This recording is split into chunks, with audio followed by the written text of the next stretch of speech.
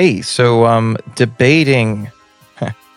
I've always been someone who likes debate and appreciates debate and overall, that kind of guy, right? I was argumentative. You could argue in a, maybe not the best way when I was younger.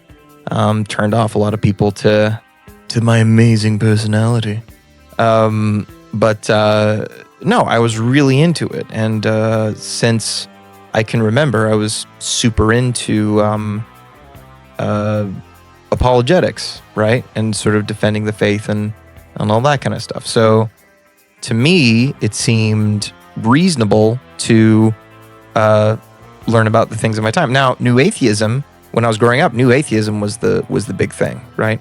Everyone was, atheists were everywhere. And to me, as someone who actually liked comedy and things like that, I was exposed to this new form of atheism pretty early on when I was young.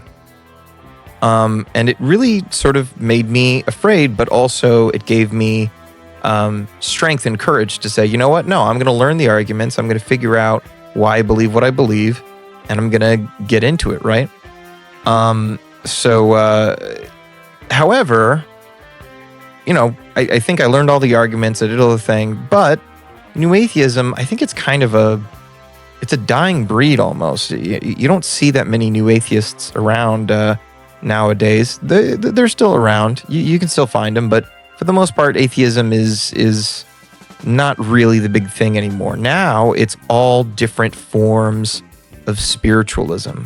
Dude, spiritualism, any kind of spiritualism is everywhere. It's part of the reason why I've been going out of my way to learn basically any religion that is adjacent to Christianity in some way.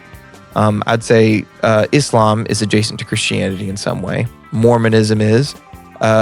Jehovah's Witnesses, they don't have a specific text. I mean, they have their own translation of the Bible, but not to the extent where it's not like the Book of Mormon where it's like a separate book, at least not to my knowledge. They have like a periodical that they put out, but that's a lot of reading.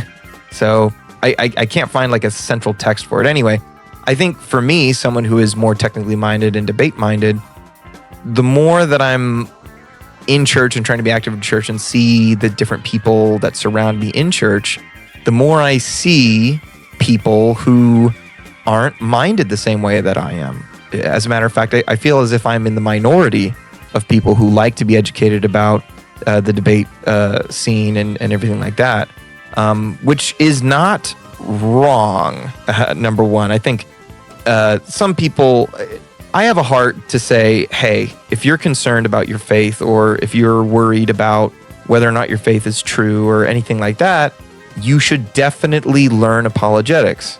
It helps you so much. It gets you so into your own faith, right? Like I've grown more and more in my faith just by learning apologetics and the debate stuff and all that stuff, right? So for me personally, I think it almost falls on me to be the person to learn all this stuff, right?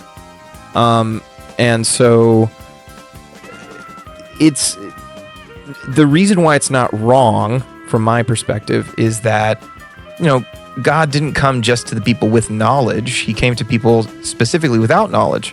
The people, he was the most harsh against the Pharisees, those with knowledge. And he was not as harsh with the people without this great amount of knowledge, right? And so from my perspective, I think where God has me is actually very risky.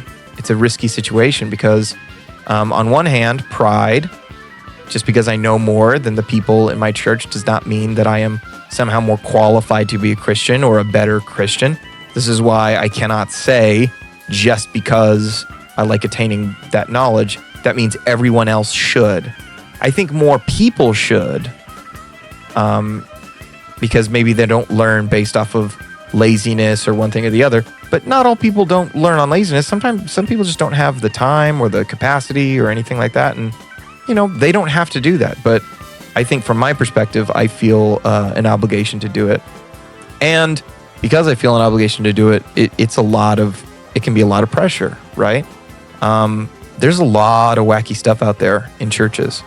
I go to a non-denominational church, and I think just the nature of the church being non-denominational can lead some people to believe kind of wacky stuff because you don't have like a core of theology. You just have scripture. Now, I still believe in sola scriptura, right? And we still need to interpret scripture and everything like that. And we need to love each other, even if people in the same classroom don't really agree.